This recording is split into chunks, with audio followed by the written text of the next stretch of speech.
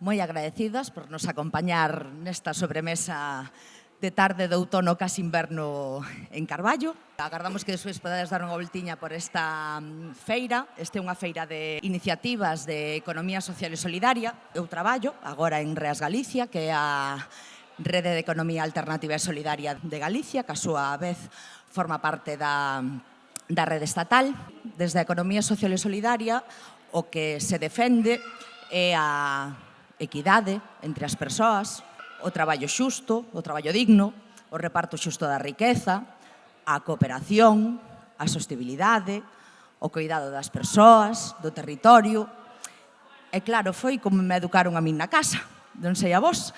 Entón, pois, é algo como, así é como desexamos que sexa o mundo, non? Temos aquí iniciativas, temos compañeiras que traballan en organizacións, temas de comercio xusto, temos a compañeiras que fan servizos financeiros éticos e solidarios, temos as compañeiras da cooperativa Nosa Enerxía, que ofrecen estes servicios, estes produtos e operan e baseanse nestes valores. E tamén temos aquí connosco, dentro de Reas, pois tamén temos un grupiño que tamén traballa nesta liña, pero no eido da vivenda. Porque todas temos dereito a unha vivenda digna e a escoller vivir como merecemos.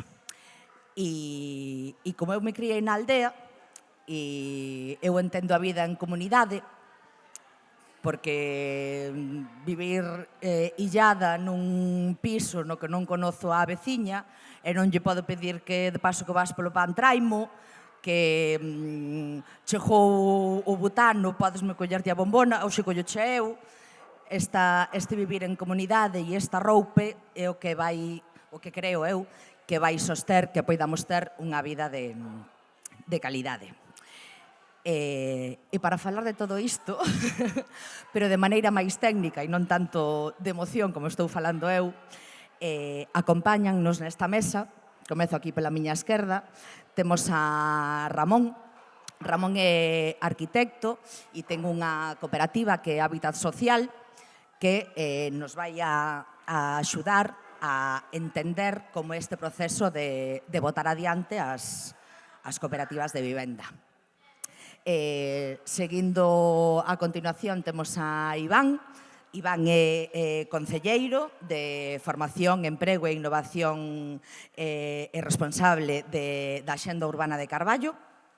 É de moito agradecer que concellos, neste caso como de Carballo, que estean non só apostando por lle dar cabida a poder visibilizar todas estas iniciativas, sino que, ademais, con todo o apoio. Achegarnos aí un grande apoio para poder fuxernos a disposición todos os medios municipais para poder levar adiante esta actividade. Así que tamén é de moito agradecer que desde as administracións públicas estean aquí e estean abertas a intentar construir outra maneira de estar no mundo, poñendo a cidadanía no centro. Continuando pola miña banda esquerda sempre, temos a Carmela Cons. Carmela é de Albarizas, Compostela, que é unha asociación que logo veredes é un proxecto dos que xa están iniciado e xa materializaron este modelo da vivenda, xa están materializando este modelo da vivenda colaborativa. A súa esquerda está Margarida, de Outra Forma de Vivenda, da Coruña, que tamén xa o están materializando, xa está aí a cousa moi avanzada, que xa hai un terreo... Bueno, ahora nos contará. E por último temos a Elena Sanmede. Elena Sanmede da Agrelar, consultora, que acompaña en todos estes procesos pois de botar adiante unha vivenda colaborativa. Pero eu non sei vos, o primeiro que me ven é, claro, a vivenda colaborativa e tal como contei eu, isto de vivir en comunidade, de xuntarnos, vamos mirar de como nos podemos axudar unhas ás outras para ter unha vida e unha vivenda de calidade. Como está o conto da vivenda, non? Eu non sei vos, pero eu veño de Compostela e estamos afogadas.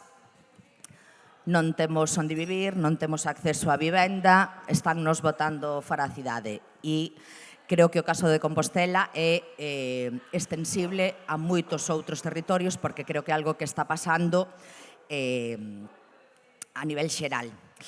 E entón, antes de que nos conte que é vivenda colaborativa, sí que, Iván, si nos contas como está o tema da vivenda aquí en Carballo. Contoche a verdad ou maquillo os datos? A verdad sempre por diante. Pois contamos a verdade. Bueno, boa tarde a todas e a todos. Moitas gracias a Reas Galicia por escoller Carballo para facer este tipo de eventos. Non hai nada que agradecer, a nosa disposición é así para todas esas entidades que irán amosar as súas inquedanzas e o seu bo facer. Pois nos encantado de que oses esa feira de economía social aquí na praza, nesta carpa que está chea de actividade dende o pasado día 5 hasta o día 5 de xaneiro, e mañán no congreso que terá lugar no fórum, o sea que tamén creo que podemos invitar a todas as persoas a que acudan ao fórum a ver toda esa xornada de mañán a máis de tarde, o sea que vai ser tamén outro día completo para vos. O problema en Carballo é grave. Pero non é só grave porque haxa falta de vivenda, que é algo creo que está sendo bastante común en moitas localidades galegas ou do Estado mesmo, pero é que en Carballo o problema é tan grave que comentaba ya antes aquí a Ramón, eu pola área que me toca polo traballo da senda urbana que empezamos a facer no 2022, fíxose unha análise profunda de todas as eivas e todos os problemas sociais e económicos de sostibilidade que había en Carballo. E un dos datos que máis lle chamou a atención á consultora que fixo ese traballo desa diagnose previa da senda urbana era o dato da vivenda. Se hai un dato que do que eles tiñan coñecemento, Carballo tiña o segundo índice de vivenda baleira máis grande do Estado por habitante. E vos diredes, Carballo, sí. Carballo, que eu se pola mañán, cando antes falamos de como iba a ser esta xornada, vou a recoller eses datos que tiñan na senda urbana, non? Para que vesades que son datos verídicos, consultados en moitísimas plataformas. Carballo aproximadamente ten unhas 16.583 vivendas, vale? Son un número redondo que teñamos, máis de 16.500 vivendas para un concello. Ollo, que este dato estaban tomando cando tiña 31.500 habitantes. Vale, o sea, ahora estamos en 32.000, superamos os 32.000 habitantes fai pouquiño. O sea, prácticamente temos unha vivenda para cada 2 habitantes. Eso é unha barbaridade. E o problema é que esas 16.000 vivendas, o 22% son vivendas baleiras. Pero que o problema ainda é moitísimo máis grave, porque o 36% da vivenda baleira está no casco urbán. Eso fala que só no casco urbán de Carballo hai 3.500 vivendas baleiras. Só no casco urbán. Si é certo que o casco urbán de Carballo é o máis habitado de Galicia, etc., pero unha ratio moi elevada, sobre todo cando temos un problema de vivenda acuciante. A xente nova sabio perfectamente. Se entramos en algún portal deses de compra-venta de vivenda que todos coñecemos, vamos a ver que a día de hoxe hai en todo o concello de Carballo 80 vivendas á venta. 80 de máis de 4.000. E aí ven a parte grave do problema, non? Ou a explicación do problema. Creo que en Carballo se dou unha casuística que é moi propia da idiosincrasia galega, que é esa maneira de invertir que tiñan os emigrantes nos anos 70, nos anos 80. Non? Aquí pasou unha cousa moi... Bueno, non sei se é decirla grave, era o que se levaba naquel momento. Repito, creo que é un pouco a idiosincrasia galega. Hai 2 barrios que se desenvolveron nos anos 70 e nos 80 en Carballo, principalmente con carto do emigrante que estaba principalmente Suiza. A fonte de emigración principal de Carballo foi sempre Suiza, Carballo e todo Bergantiños. Entonces ese emigrante que nos 70 e nos 80 se foi a Suiza, emigrante de Bergantiños, non só de Carballo, os seus aforros invertíanos en solares en dous barrios bastante coñecidos de Carballo e invertiron en facer un edificio de baixo e 3 plantas. A primeira planta para o matrimonio, para esa parella, e as outras dúas para os fillos. Que pasa? Pasan os anos, boa parte deses emigrantes non retornan porque xa fan a súa vida lá, retiranse lá ou pola casuística que xa non veñen, pero é que os fillos veñen menos todavía porque fan a súa vida, que non hacen as súas parellas de outros lugares de España ou de Europa. Entonces, vemos eses dous barrios. Hai un que é especialmente chamativo, que é o barrio do Iglesario, que é esa zona que está ao pasar o barrio da Ponta, cruzas o río Anllóns hacia o barrio da Casilla, hacia a zona en dirección Fisterra, e ves que ese barrio prácticamente todas as vivendas son, como digo, unha planta baixa, un baixo, 3 pisos, no que, no mellor dos casos, está habitado o primeiro. Que ocorre agora? Que é unha vivenda, non sei se decir de mala calidade, non, unha vivenda dos anos 70, dos anos 80, sin ascensor, con accesibilidade moi limitada, non é nula, pero unha accesibilidade moi limitada, pisos vellos que necesitan dunha rehabilitación profunda, pero que eso están pisos que na maioría dos casos están sen habitar nunca tuveron residentes, non? Entón, ese é un problema agravante, porque ademais é unha vivenda, como lle explicaba antes a Ramón antes de empezar, ao final é unha vivenda unifamiliar, é unha vivenda da familia que a xente mesmo non está disposta a vendela. E a pouca que se vende, repito, é unha venda de mala calidade, porque non hai, eu creo que unha das cousas máis importantes nos tempos que corren dunha vivenda é a accesibilidade, un ascensor. Pero é que non hai nin un ascensor, nin un oco, nin posibilidades de facelo. Entonces, claro, é unha vivenda que a duras penas se pode dispoñer no mercado, non? Entonces, eso xenera un problema moi grave ou agrava aínda máis o problema. Por qué? Porque imaginádamos que Carballo, cos problemas de vivenda que ten unha localidade de 80 ou de 32.000 habitantes, que, como dito, nese portal famosísimo hai 80 vivendas á venta en todo o municipio, xa non me falo solo do núcleo urbano. Carballo ten un problema de tensión habitacional, de tensión de vivenda gravísimo. Pero, como ten un dos índices máis elevados de vivenda baleira por habitante, Carballo xa máis será declarada zona tensionada de vivenda. Con números na man, pois é o que hai, non? E para rematar así un pouco esta primeira intervención, vou a dar un dato do tipo de vivenda e o problema que xenera, non? Na década dos 70 construíronse en Carballo 4.397 vivendas. No boom do ladrillo, na primeira década do 2000, do 2002 a 2011, no boom do ladrillo, ollo, construíronse 400 vivendas menos. O sea que na época de maior boom de todo o Estado español, en Carballo construíronse menos vivendas que nos anos 70. Entonces aí é onde está ese problema agravante, non? E agora, obviamente, pois temos os mesmos problemas que todas as localidades pois da nosa categoría, da nosa número de habitantes ou incluso cidades grandes, que non hai construcción ou non hai nova construcción, a nova construcción é moi cara pola custe de materiais.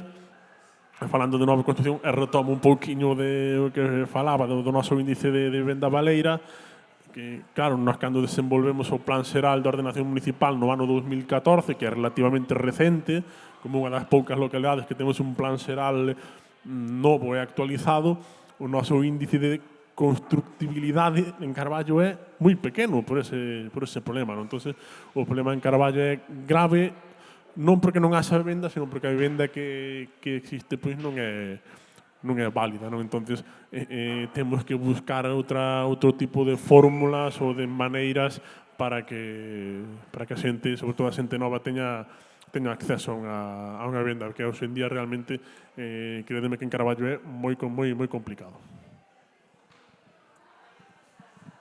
Pois, antes que vos facía un pouco de spoiler, entendo que todo isto que acabamos de escoitar de Iván, moitas grazas, Ibar, por preparar este informe tan minucioso e tan claro, entendo que tamén é un problema pois extensible a outros territorios ou que se ven en situacións similares. E sí que aproveito agora que Elena vai beber para lle preguntar, Elena, como persoa que está enredada na rede de economía social e solidaria, que está enredada no movimento de vivenda, que é carballesa tamén de adopción, ou foi carballesa, e tamén coñece a situación de Carballo.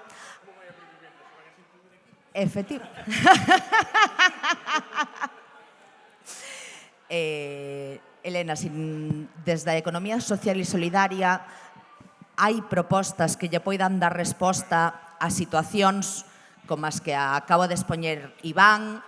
Creo que xa está aprendido. Xa está aprendido, non? Sí, xa está aprendido. É moderno, non lle hai que dar a nada. Pois eso, desde a economía social hai propostas coas que lle poder dar resposta ben á situación que acaba de expoñer Iván, que a que nos trai aquí a Carballo, ou ben a outras situacións similares ou situacións tamén como a que acabo de expoñer eu, que vivo en Compostela e que outra xente, eu vi aí na xente asentindo ca cabeza cando eu contaba, que tamén se pode sentir identificada. Se nos podes contar un pouquiño. Sí, moitas gracias ao Concello de Carballo, Reas, a todas as compas que estamos aquí. E sí que dende a economía social xa hai anos, moitos anos, a mellor non en Galicia, pero sí en outras zonas do territorio español e en Europa, que se están dando alternativas ou fórmulas ao modelo convencional de vivenda que é compra ou aluguer, no? E que isto que falamos de vivenda colaborativa. Sí que nos vemos neste contexto que agora como que suscita máis interés este tema da vivenda colaborativa, porque estamos vivindo unha crise moi importante, máis que nunca. Sempre foi complicado adquirir unha vivenda ou ter acceso a ela, pero agora máis que nas últimas décadas, no? Co tema habitacional. O caso de Carballo é moi singular, o sea, ten problemas derivados de outra casuística, no? Pero ao final tamén se ve arrastrado por unha situación global que evidentemente non vai requerir outro tipo de solucións, pero nos aquí vimos aportar a nosa novidade, se queremos chamarlo así, que pode tomar nota, non só o Concello de Carballo, sino calquera outra administración pública. Entón, dicía que estamos neste contexto de crise de acceso á vivenda e tamén crise de coidados. Eu poñería as dúas cousas no mesmo nivel. E coidados entendidos nunha dimensión ampla, non só cuidado de crianzas ou cuidado de persoas maiores ou dependentes, sino dos cuidados básicos da vida que necesitamos todas as persoas. Estáse perdendo o sentido de comunidade, máis no ámbito urbano, pero tamén en vilas como Carballo, ou vilas que non chegan a ser cidades, pero que xa teñen un volumen suficientemente grande, se empeza a darse esta individualidade tamén, e perda de comunidade. Entón, esta proposta de vivenda colaborativa como que ven a cubrir estos dous ámbitos, e moito máis tamén, que agora contarei. Entón, creo que vos quededes coa clave de colaborativa e, ademais, en sesión de uso, que ten como ese apelido que tamén é importante. Dicía que temos esas fórmulas de adquisición de vivenda por compra, que te faz coa propiedade, podes ter unha vivenda por alugueiro, pero tamén tes esta posibilidade da cesión de uso.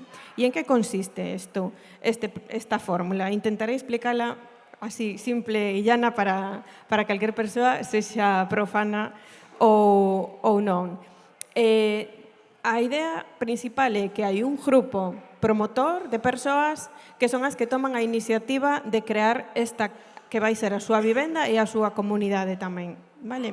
E isto dárselle unha forma xurídica que pode ser asociación ou calquer outra. Nos apostamos pola fórmula de cooperativa porque nos parece que lle dá como unha roupa mellor ou maior en moitos sentidos. Entón, temos esta cooperativa que é a propietaria realmente dun inmoble, sexa dun terreo, sexa dunha vivenda xa construída que hai que rehabilitar, e é que promove esa rehabilitación ou esa construción de unha nova obra, de unha nova edificación. E as persoas que promoven e que son socias desa cooperativa, que son as usuarias, van ser as que habiten o inmoble, pero non van ser propietarias. Entón, aquí é onde está a clave. A propiedade permanece nesa cooperativa e o que perdura no tempo e o que é o corpo que sustenta o proxecto é a cooperativa en sí mesma. Pode haber persoas que veñan e que vayan, pero o proxecto cooperativo, o proxecto de covivenda é o que se sostén no tempo. Se en algún momento meto digo algo que non corresponde, parádeme. Entón, a mí justame facer fincapé nesta cuestión, non? Esa comunidade que é a que está habitando un inmoble que non é da súa propiedade. Ademais, estes proxectos teñen a característica de ser sen ánimo de lucro, é dicir, estamos falando, e estamos xa dentro do marco da economía social, de non especulación. Vale, estamos saíndonos desa lógica especulativa capitalista que ten o mercado inmobiliario que conocemos para poder velo como ese ben de primeira necesidade que realmente é e ao que todos temos dereito e todas deberíamos ter acceso máis ou menos libre. Entón, este non ánimo de lucro dentro da economía social ten sentido porque a economía social o que promove é o benestar das persoas, o beneficio final é conseguir o benestar das persoas e non un beneficio económico estrictamente ou estrictamente monetario, sino que o económico e o material son os instrumentos que imos empregar para conseguir o beneficio de benestar das persoas. É a persoa no centro. E estes proxectos de vivenda colaborativa poñen as persoas no centro. Ese é un pilar fundamental. Sigo con miña chuleta, vedes que non podo vivir sen ela, senón iríaseme completamente. Entón, valores importantes que vertebran este tipo de proxectos. Non? Falaba desa propiedade cooperativa. Hai unha colectividade. Todo se pensa dende un punto de vista colectivo. Hai unha comunidade. Non é só un sitio onde vas vivir, sino que é un lugar onde vas ter unha veciñanza próxima, onde tes unha familia escollida de alguna maneira. E por eso nestes proxectos tamén é moi relevante que existen unhas zonas comunitarias, non só as zonas comuns que conocemos en calquer edificio, que está a escaleira, o pasillo trasteiro, o ascensor, sino que hai unhas espazos comuns que van ser donde se faja vida en forma comunitaria. E cada comunidade, e cada colectivo, e cada grupo promotor vai escoller de que maneira quere que sexa esa comunidade e esas zonas comuns. Entón, isto que nos trae está non especulativo, non lucrativo, hai unha comunidade que sustenta todos estes proxectos e que ten uns valores moi determinados, tamén fai que sexan proxectos máis resilientes, que podan afrontar mellor os riscos que supón tanto a cuestión habitacional como a propia construcción en sí mesma, ou a rehabilitación, porque sabemos que, estamos falando de proxectos de cuantías elevadas, que necesitan un financiamento, vemos que o mercado inmobiliario, todo en xeral, os materiais cada vez se acrecentan máis, os tipos de interés, cando conseguimos un préstamo tamén hai unha certa incerteza do que vai pasar no futuro. Entón, ante todos estes riscos que se nos presentan, tanto económicos como sociais, estes proxectos teñen unha solidez maior e unha resiliencia maior ante esta variabilidade. Tamén outro punto que eu vexo moi relevante, moi interesante nestes proxectos é que dá unha estabilidade. Si que tamén dentro desta crise de vivenda que estamos contemplando, do que estamos sendo testemunhas agora nestes tempos, é que estamos a merced do mercado. Cada vez hai menos fidelidade, por decirlo así, o propietario inquilino, sobre todo vese no mercado de alugueiro, que en calquer momento pode ser expulsada da túa vivenda ou incrementado o prezo ata tal punto que non podes sostelo. Entón, estes proxectos non vos quededes con que é barato comprar unha vivenda, porque construir unha vivenda non é barato para ninguén, pero sí que dá unha estabilidade, porque é a propia comunidade que toma as súas decisións. Va a decidir como vai ser, de que maneira, con quen e en que condicións. Entón, iso dá unha estabilidade e un benestar vital que é tamén algo que dá unha solidez. Tamén hai outros aspectos, non secundarios, pero como que van sumando a estas ideas principais, como son a sostibilidade, non só nesta parte comunitaria ou social, sino tamén a sostibilidade enerxética, non só na construcción en sí mesma, os materiais utilizados, sino en conseguir esa sostibilidade, esa eficiencia enerxética da propia edificación. Entón, tamén, moitas veces estes proxectos teñen isto como unha dos obxectivos principais. E aparte de que non sexa especulativo, tamén volvo a insistir nesta cuestión, que esa non especulación tamén fai redunda ou fortalece esta idea de estabilidade, non? Que non estamos buscando o lucro económico, sino que perdure o proxecto en sí. Si tamén isto ten unha influencia no custo, insisto, non é barato, pero como estamos eliminando esa parte de beneficio de quen promove unha vivenda para vendela, porque quen promove é para vivir nela, non para gañar cartos, pois aí como que hai unha pequena reducción, non? Nese custo final. Dentro deste tipo de proxectos tamén vemos como múltiples casuísticas. Como decía, cada grupo promotor, cada comunidade vai establecer cales son os criterios cos que quere vivir e que tipo de colectivo de comunidade quere crear. Entón, ímonos a topar proxectos interxeracionais que se chaman, que entran persoas de todas as idades, que son os dous que temos hoxe aquí, e logo nos contarán con detalle o por que escolleron ese modelo, pero hainos tamén senior ou con calquer outro criterio, vale? De corte feminista ou inclusivo, que tamén a mí me gusta insistir nesta cuestión, e é que podemos crear comunidades nas que poden ter cabida persoas que teñen diversidades múltiples de moitas diferentes índoles, como pode ser pois dende diversidade funcional, cognitiva, ou por extracción social, por ser persoa migrante, por falta de recursos económicos. Quero dicir que son proxectos que dan e deben, eu creo que deben ter esa mirada social para poder dar cabida a outras persoas e outros colectivos que teñen un extra de dificultade a hora de acceder á vivenda. Dicía isto das tipoloxías. Tamén podemos atopar nos proxectos no rural. Hoxe as compañeiras que nos acompañan son proxectos en zona urbana, pero sí tamén se están dando proxectos en zona rural. Poden ser tamén de distinta tipoloxía, pois pode ser a edificación dunha obra nova ou rehabilitación dun edificio preexistente ou dunha aldea completa incluso, vale? O acceso ao solo, a propiedade do solo pode ser que o colectivo directamente adquira ese terreo ou que consiga alugado ou en cesión. E aquí tamén entran as administracións públicas, porque son un cómplice necesario para este tipo de proxectos, non? Dar esta facilidade de poder acceder ao solo, que moitas veces é a carestía principal, non? Poder conseguir solo e ademais que teña un prezo que sexa asequible e que faja que estes proxectos sexan viables finalmente, non? Entón, ese acceso ao solo sexa público ou privado, pero con determinadas axudas, subvencións, reduccións de impostos e demais, pero bueno, isto creo que nos falará Ramón un pouco despois. E que máis que nos queda por aquí? Vale, despois tamén hai comunidades que son como moi grandes. De feito, temos un proxecto en Galicia que se chama Las Lilás, que é de corte senior, que aspira a ser 150 socias, máis ou menos, agora van por 80 e pico. Hai outros colectivos que son 5 persoas, un grupo de familiares, amigas que se xuntan e viven en comunidade. Quero dicir que non hai unha fórmula única, perfecta para todo o mundo, sino que cada colectivo construe o seu, non?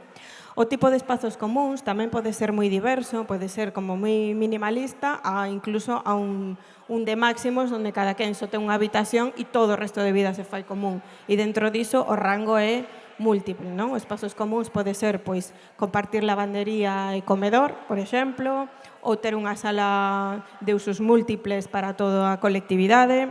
Hai múltiples posibilidades, non? Tamén algún destes proxectos incorporan a posibilidade de ter a actividade económica tamén correlacionada con ese proxecto, non? Pois que haxa locais comerciais ou que a propia cooperativa faja algunha actividade que lle xere ingresos de forma como se fora un negocio, non? Como se fora unha empresa. Por último tamén, e xa non sei, creo que non me estou enrollando moito, intento ser sintética, si me gustaría facer fincapé cuestións como financiamento e a parte técnica, non? Estamos vendo que son proxectos que abarcan como ámbitos moi complexos e que se combinan a parte arquitectónica, urbanística, económica, xurídica, a de cohesión de grupos, porque tamén é importante traballar o traballo, perdón, valga la redundancia, toda a relación dentro no grupo, ¿no? Como se construen os acordos, como se poñen as normas de convivencia e demais. Entón, como son proxectos tan complexos, vemos, e aquí vou tirar para casa, a necesidade de que sexan acompañados por persoas técnicas, non? Persoas profesionais de cada un destes ámbitos para que podan chegar a mellor fin. E, por outro lado, en canto á financiación, estamos vendo que como un modelo moi novidoso, a banca convencional non está entrando, non está chegando, soalles a algo extraño e alleo. Entón, sí que temos dentro da economía social o que se chama a banca ética. A banca ética, agora mesmo a nivel estatal, temos a Fiare Banca Ética e a COP57, que son os principais financiadores, as principais financiadoras destos proxectos agora mesmo no territorio español.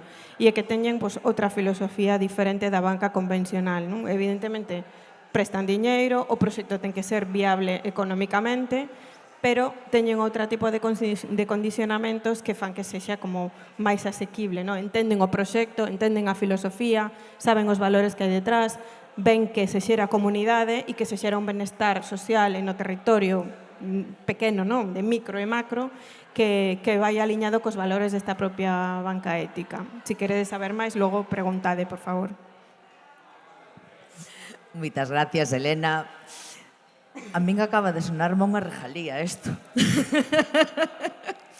Unha rejalía, de verdade, ter a oportunidade de escoller a vida como a queres ter, de ter a posibilidade de escollela e de feito e poder asegurar unha comunidade non é algo que che caia do ceu. Acaba de sonarme tan a rejalía que me acaba de sonar a no te creo que eso sea posible. Acaba de sonarme moi idílico. Entón sí que me gustaría botar man aquí de Ramón para saber, para botar adiante. A min acaba de convencerme e xa estou pensando na cabeza, liando a colegas, a ver, podíamos montar aí un grupiño e a ver como podemos botar adiante. Isto que seguramente en moitos grupos de colegas fantaseamos co de cando nos jubilemos sabemos de facer o mellor non temos que esperar a xubilación e algo que se pode facer real agora, non? Sobre todo cos cambios de dinámicas familiares e sociais. Pero, Ramón, é posible? Hai posibilidades reais ou que maneiras de canalizar reais hai de botar adiante un proxecto de vivenda cooperativa? Pois, bueno, gracias ao Concello, gracias a Reas por organizar aquí esta charla. Escoitas, sí. E a resposta breve é que sí, que isto non é unha utopía. E eu, de feito, claro, tamén tiña un pouco así esa teima túa cando empezamos a coñecer aí este modelo aí alá 10 anos e que dis, bueno, pero isto ten que ter así algún truco, tal, non sei quanto. E ao final, a maneira, eu persoalmente, na que saín de dúbidas é pois con ocasión de visitar algún proxecto que está actualmente en uso e que xa leva pois anos ou décadas funcionando. A base de ir ali, preguntar, esa teoría, cal é a práctica, onde están os problemas, non? E bueno, e a verdade é que non me puideron convencer de que o modelo non funciona. O sea, son cousas, pois, bueno, moi positivas. Todo o que esta teoría tan bonita que dibuixaba Elena, pois é real. O sea, non é utopía, que logo ves e funciona. De todas maneiras, logo veremos, logo nos falarán así de como están as cousas no concreto aquí polo país. Eu brevemente un par de cousas, o sea, un pouco como está este modelo, en que contexto se está desenvolvendo aquí en Galicia, e logo tamén un pouco que retos, que cousas están a toparse agora como posibles problemas, oportunidades, que cousas están reforzando, etc. Coñecemos un pouco, sabemos como está formado este noso país e hai, por unha parte, vou mirar un pouco pola parte patrimonial, o inmobiliario, e pola parte social, non, as persoas.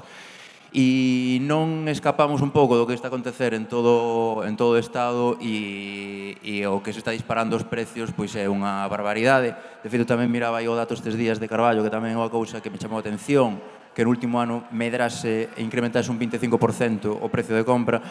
E isto, pois, bueno, seguindo como está así, pois hai moita xente que está pois vendo que as opcións que hai do mercado convencional, mercado alugueiro, pois que están deixando fora e que non poden, bueno, que teñen que mirar outras maneiras ou ensinarse outras ou compartir habitacións, bueno, hai outras maneiras de buscar o refuxio. E despois, por outra banda, o parque inmobiliario galego pois ten unhas características moi particulares. Por unha banda, como dicía Iván, pois moito del pois se fixo nunhas épocas que xa, bueno, necesitan unha renovación, son vivendas pois máis antigas ou vellas ou unhas determinadas características. Despois tamén, por como hai moita dispersión, ou sea, somos un país moi disperso e, nese sentido, pois o que aparece é que non solamente vivendas non usadas ou baleiras, sino tamén abandonadas, e incluso no rural, que non solamente vivendas baleiras ou abandonadas, sino que sexa aldeas enteiras que estén completamente abandonadas. Iso tamén un di. E isto por que non se está aproveitando? Pois, bueno, hai moitísimas, son moitas casuísticas, pero claro, o sea, por resumir moito, no rural pois non hai servicios e na cidade pois hai unha tensión inmobiliaria que non podes facer nada. Entón, con estos mimbres, e, bueno, logo tamén pola parte social, Galicia é das poboacións máis embellecidas de toda Europa, non? E logo están xurdindo, lóxicamente, pois esa estrutura familiar que podía ser a maioritaria cando éramos máis novos. Agora hai unha cantidade de diversidade de demanda habitacional que non satisface o mercado tradicional. Non é solamente tipoloxías de vivenda, sino que agora pois hai familias monoparentales, bueno, hai un montón de tipoloxías de unidades de convivencia, xente que se agrupa para vivir máis alá dunha familia. E con todas esas casuísticas e problemáticas, pois, como digo, o mercado convencional, mercado alugueiro, pois non dá estamos vendo que non está dando resposta, e esta alternativa, a vivenda colaborativa, pois é parte da solución da crise da vivenda e, sobre todo, por estos detallitos que acabo de comentar, pois lle dá unha resposta satisfactoria. Pola parte das diferentes tipoloxías de unidades de convivencia, pola diversidade de perfis de persoas, polo reforzo tamén desa comunidade que botamos en falta, non? De coñecer os veciños, etc. E logo tamén polo acceso á vivenda, que, bueno, logo tamén se tes dúbidas, despois de que tal, podemos afondar sobre cuestións de acceso á vivenda, como son os espacios, como é a economía para acceder a eles, etc. Pero agora non vou afondar niso, non? E entón, con estos mimbres estamos aí, está este modelo entrando, que tamén é algo así que ellos decís, vale, pero estáis inventando algo. É un modelo que existe dende os anos 60 pois en Sudamérica, en Centro Europa, en Dinamarca é o maioritario, en Austria, etc. E en Cataluña, pois, dentro de 20 anos, pois, están saindo replicándose como champiñóns, non? Entón, bueno, é algo que quero dicir que non se está inventando ni se está aquí experimentando con cousas novas. E para darlle tamén, agora un pouco entrando así nos retos ou nestos marcos legais, en canto a leis, non vou liar aquí a cousa, simplemente 3 notas. Por unha banda, unha fórmula que decía Elena, fórmula cooperativa, que é o que fai é que a propiedade do inmoble sexa colectivo. Isto que quere decir? Pois que non hai risco de que entre no mercado inmobiliario, isto é, que non fluctúa, que non está a expensas do mercado especulativo, está fora de toda especulación, e, por outra banda, que garantes que a propiedade vai seguir sendo colectiva. E despois, a outro termo legal por aclarar é o da cesión de uso, que isto sí que, bueno, xa comentou Elena, pero para recalcar este termo, que por unha banda pois dá a seguridade necesaria que mellor non che dá ese outro modelo que o alugueiro, que desde hai pouco pois se confiaba nel, agora é un modelo un pouco máis incerto, que varía, que non sei moi ben onde vai estar. Neste caso, a cesión de uso, pois vas a ter o dereito a usar esa vivenda indefinidamente, non? E termos legais xa nada máis, o único, casi como reto, ou como están as cousas agora mesmo, é que e que é un modelo que se está recoñecendo paulatinamente en diferentes normativas, nas leis de cooperativas, no plan de vivenda, pouco a pouco, nos pola parte que nos toca, a parte de arquitectura, pois todavía sitios onde hai que asimilar ou está costando entrar, en outros sitios como Cataluña se tenen integrado no planeamento, e logo xa entrando nestos aí, fiando aí as leis corretos, pois estos son procesos longos, complexos, como decía Elena, son principalmente autopromocións e autoxestións para o bo e para o malo, e entón para iso é aconsellable, como decía Elena, que os grupos que promovan pois que se apoien de todos os perfis que son necesarios, non? Perfis técnicos, legais, etc., de todo tipo. E que, por unha banda, aquí tamén temos a sorte, en Galicia, todas as entidades que estamos aquí, pois, dende hai anos, formamos un grupo, o Grupo Galego de Vivenda Colaborativa, integrado en REAS, e que é moi importante para todo na vida, pero para isto en particular, pois crear sinerxias, compartir e coñecer, porque é a maneira de non repetir erros, non? A súa vez tamén, pois, estamos participando de redes estatais, que aí se hai outros coñecementos, outros intercambios, porque se hai diferentes niveis onde hai xente que xa leva 20 anos, outros que están... Cada proxecto ten as súas particularidades. E iso como unha dos puntos fortes que agora mesmo está no país.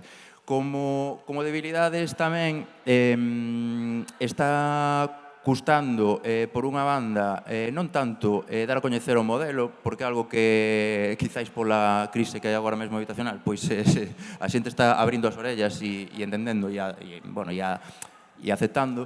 Pero despois, por outro lado, tamén, para isto, atopamos dificultades burocráticas, dificultades na administración, porque é algo novo, é algo difícil de xestionar, de tramitar, incluso unha simple licencia, ou como se interpretan algunhas leis. E despois o que sí fan falta aquí para outra adiante isto e polo que ten de necesidade de alternativa, de vivenda pública tamén, de axudas desde as institucións, desde as administracións. O sea, non solamente a nivel... hai moitas maneiras de colaborar. Aquí tamén xa de paso, aí logo che paso unhas notas, por se acaso, non solamente pola parte económicas, que hai planes de vivendas, etc. Tamén, como decían, pois hai unha... con beneficios fiscais, etc. E logo tamén como ocorre en Cataluña, como ocorreu tamén recentemente en Coruña, que é unha especie de comensalismo, de acordo, no que todas as partes gañan, que é o de revitalizar o patrimonio público. O sea, no caso de Coruña, pois cedeuse un solar.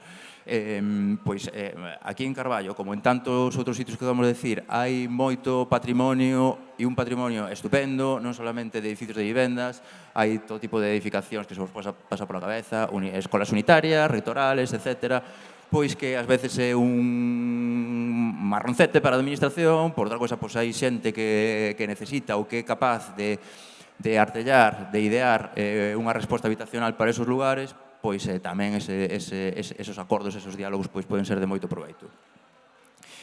E logo tamén, claro, outro beneficio que ten, evidentemente, para as administracións máis alá de xestionar un ben inmobiliario é o de empoderar e activar e dotar tamén de ferramentas a cidadanía. De tal maneira que unha cidadanía que promove, que coñece e que vai a cuidar a súa comunidade, pois é unha cidadanía enterada, que coñece un pouco os problemas e que pode axudar a promover e xestionar este tipo de residencias. Vou mirar a chuleta por se me queda alguna cousa, que eu creo que non. Sí, pero non. Que como cara onde imos? Que debe ser a última folla, perdón. Gracias. Bueno, nada, en resumidas contas, iso. Agora mesmo, cara onde está tirando a tendencia que está tendo este modelo en Galicia é dunha... Bueno, é moi emerxente, xa non solamente que se ven que os grupos que están en funcionamento que están medrando, tamén é xente con maior interese, tamén son equipos técnicos que se van formando máis, que van aparecendo máis, as administracións que, como digo, pois está vendo que hai interese, incluso vemos en formacións que aparecen pois técnicos de diferentes administracións, e logo tamén que se está, pois eso, pois está regulando e tamén para que xurdan máis acordos, non?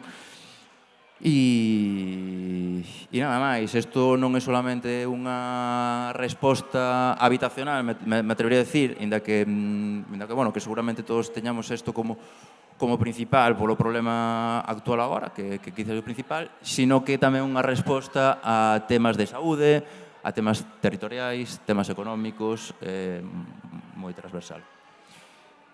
E xa que, bueno, logo para calquera cuestión, preguntas, pois dádelle.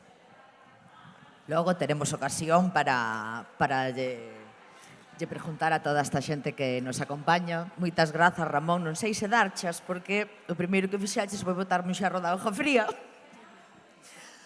Foi botarme un xerro de auga fría, porque a min puxo mamel nos beizos, Elena, e ti sei. Pero bueno, a min tamén me enseñaron que cara a utopía é cara onde hai que camiñar. E os peldaños haberá que ilos construindo.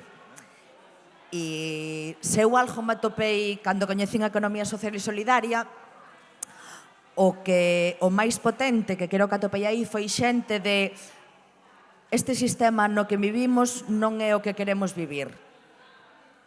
Hai que montar outro, pero hai que inventalo, porque non está inventado.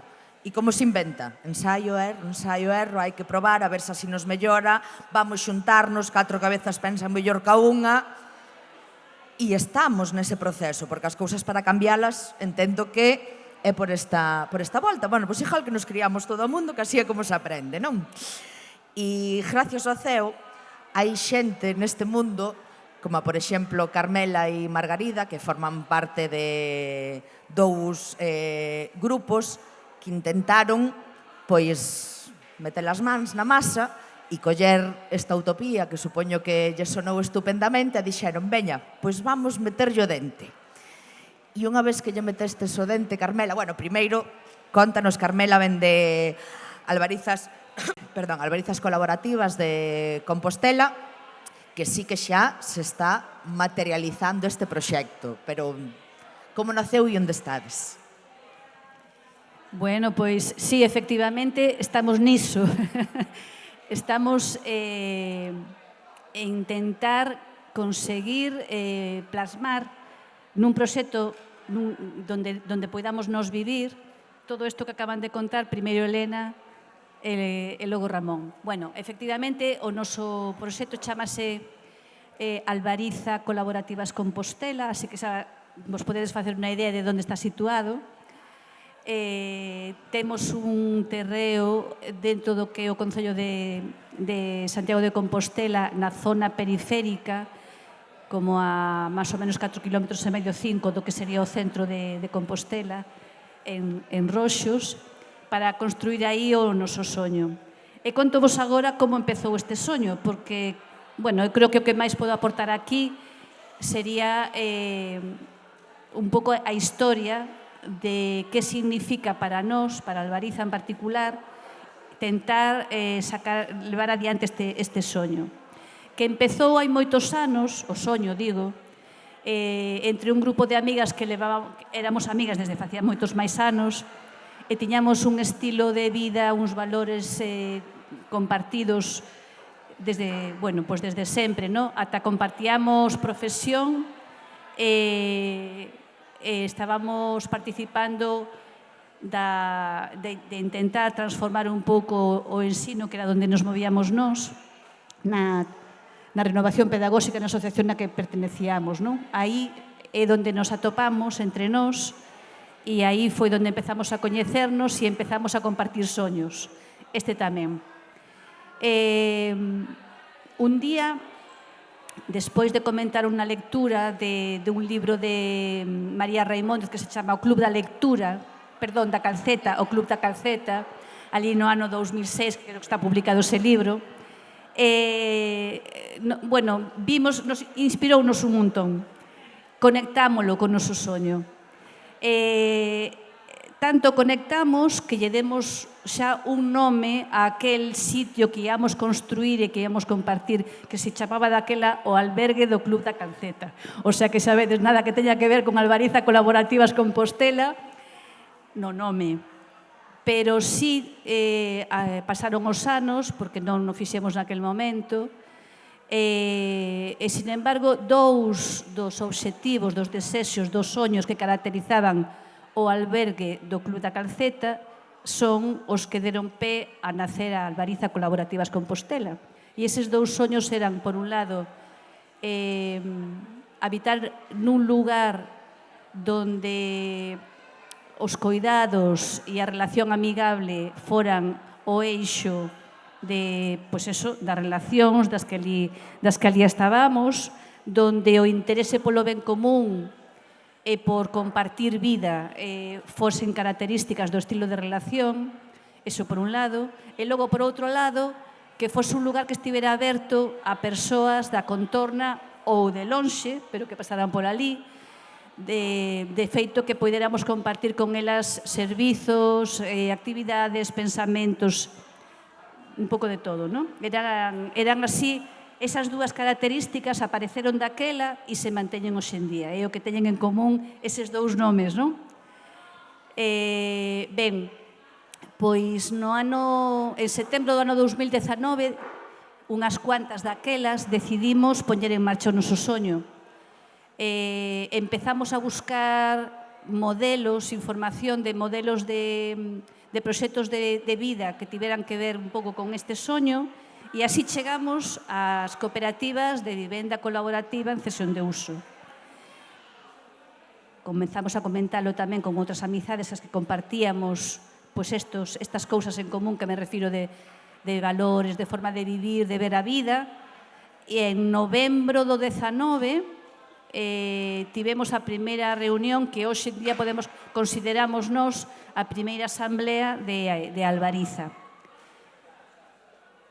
Claro, se vos fixades novembro do 19, en marzo do 19 estábamos entrando en pandemia do 20 estábamos entrando en pandemia e en estar pechados, tivemos moi pouco tempo para poder facer cousas en movimento, me refiro, non?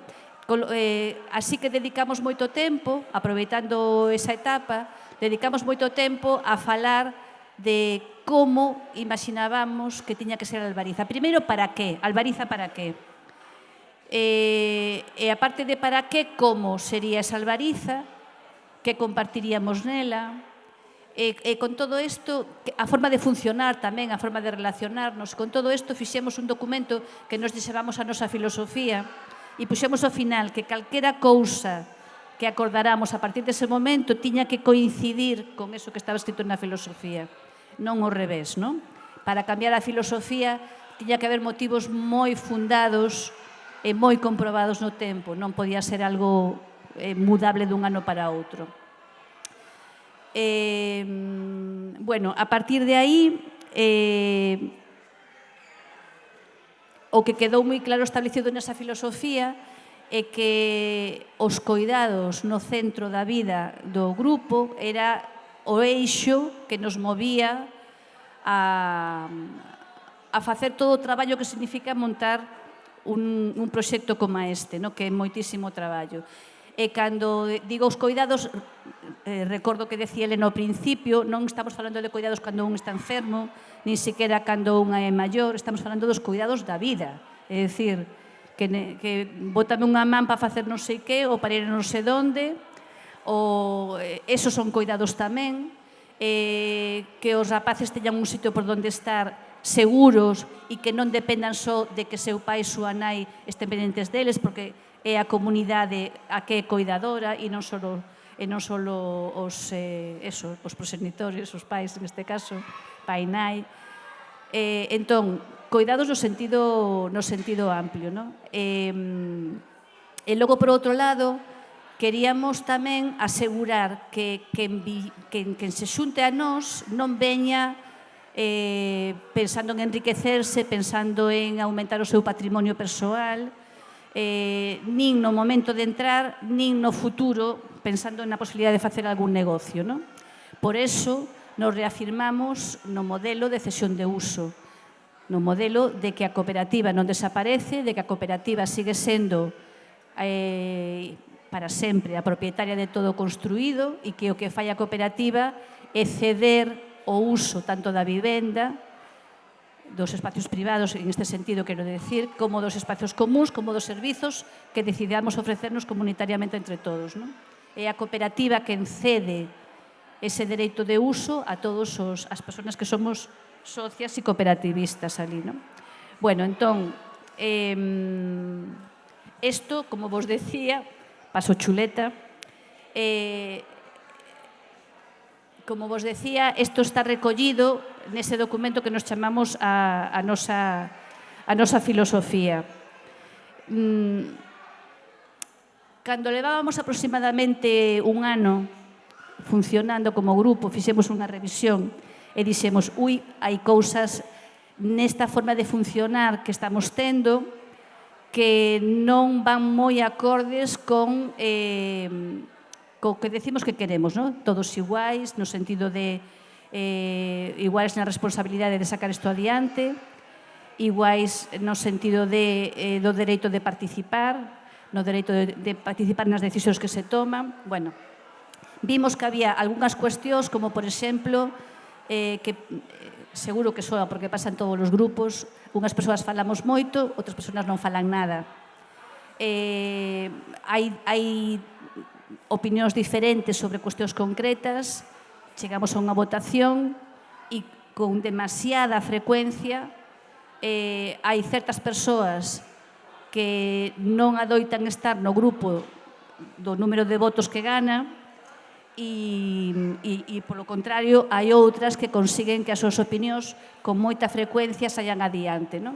Entón, tamén había unha tendencia a inhibirse na toma de responsabilidades, non? E no traballo. Entón, decidimos, vimos que eso había que cambialo e decidimos buscar outros métodos de organización interna.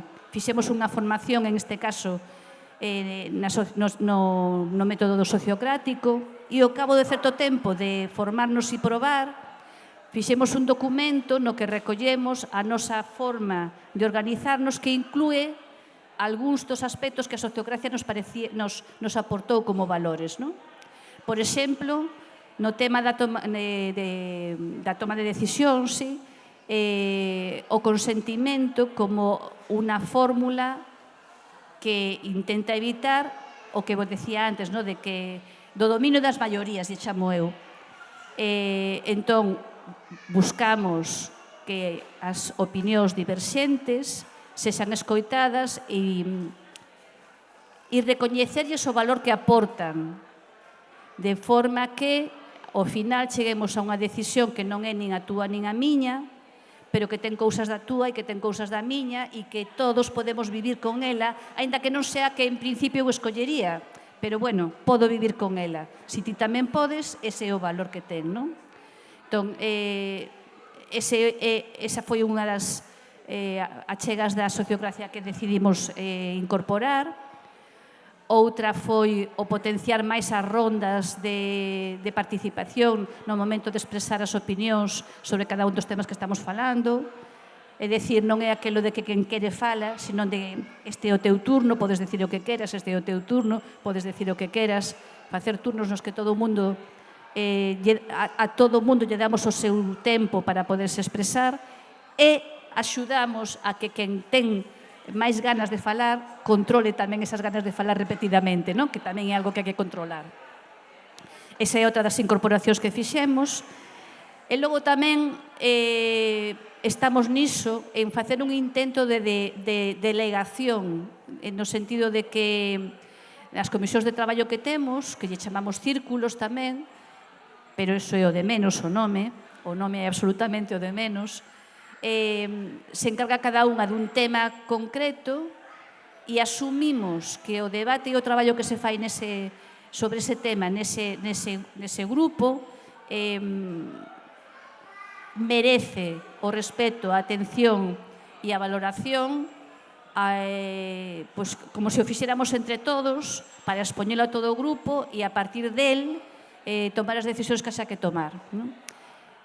É un pouco como de non todos temos que saber de todo, non todos temos que falar de todo en todos os momentos, en todos os niveles de estudio e de profundización e aproveitar un pouco as enerxías que temos, non? Para que non sea tan agotador todo.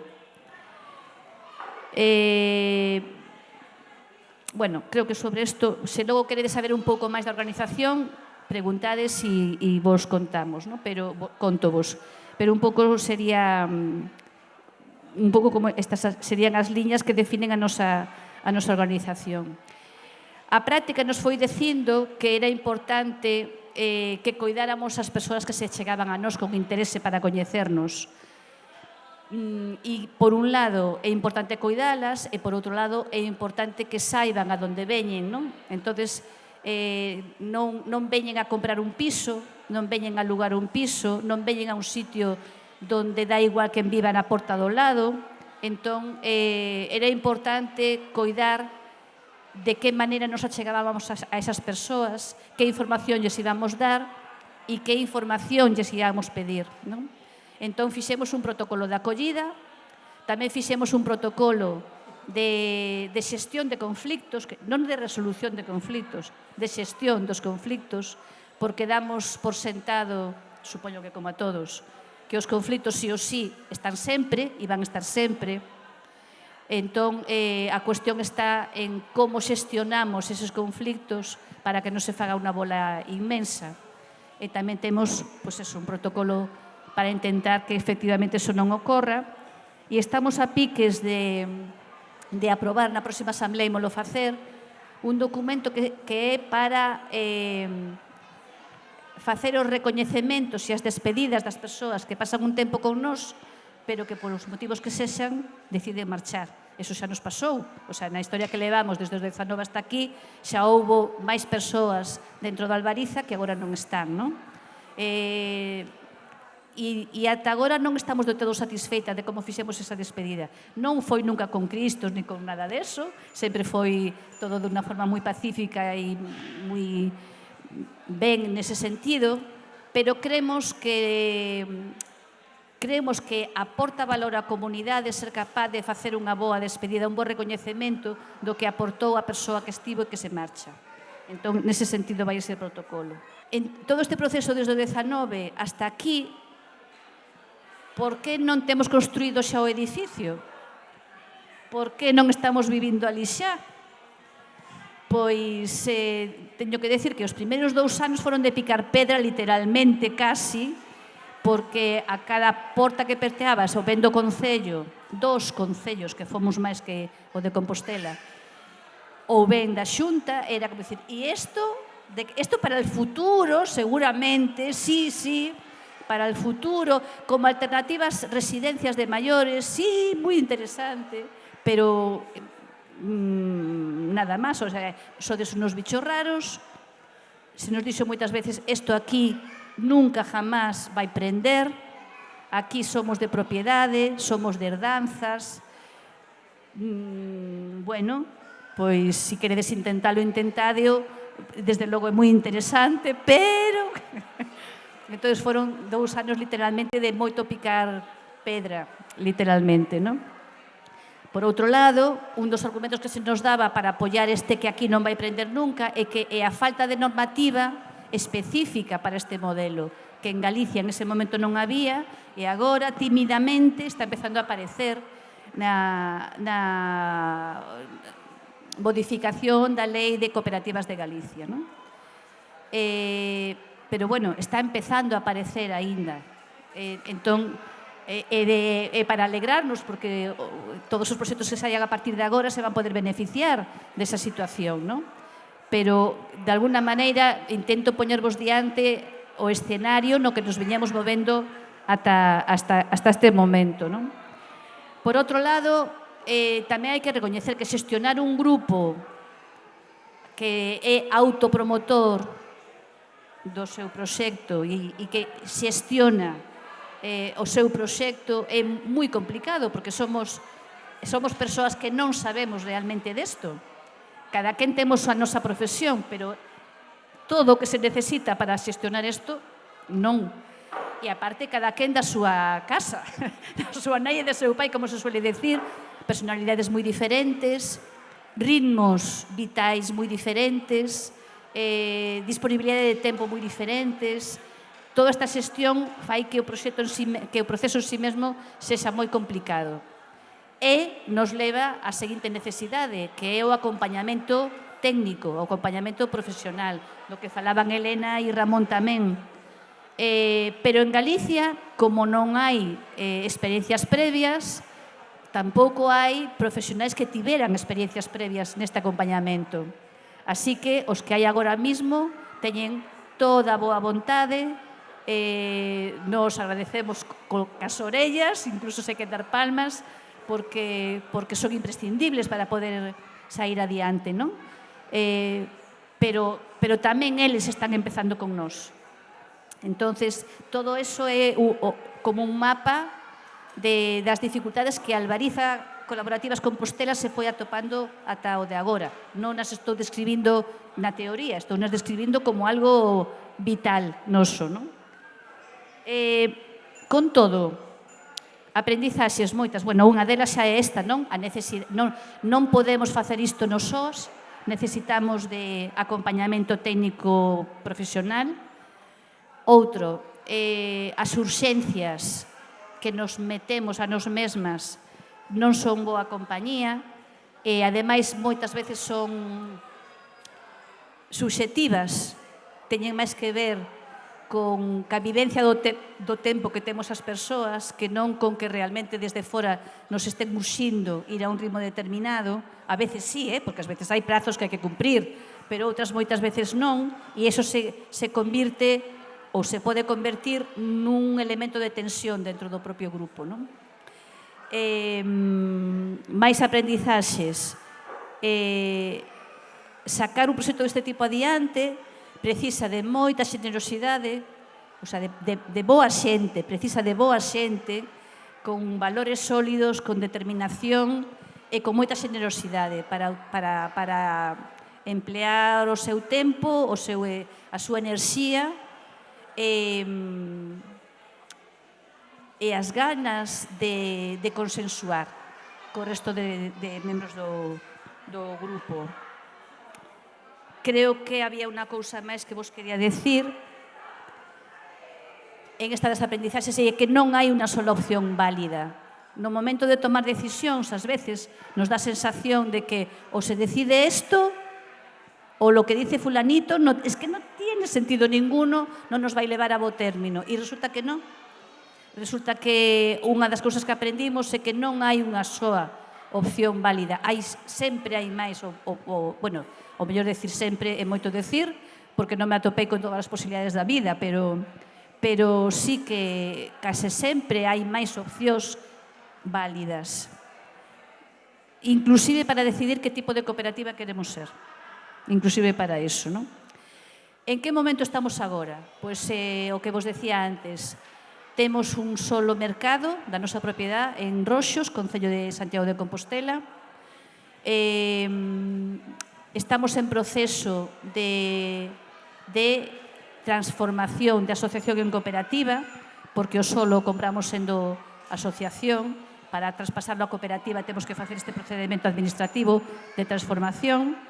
E en paralelo iniciamos xa o traballo de deseño arquitectónico, estamos concretando tamén o estudo de viabilidade económica e somos en este momento, as persoas socias que formamos Albariza, ocupamos 12 unidades de convivencia, 12 vivendas, hai outras dúas que están en período de proba, si finalmente se deciden quedar seríamos 14, e contamos con chegar ata 30. Se os números nos permiten quedarnos en 30, os números, digo, o estudo de viabilidade económica nos permite quedarnos en 30, seremos 30, se cadra que chegar a 35 tamén, para facelo viable.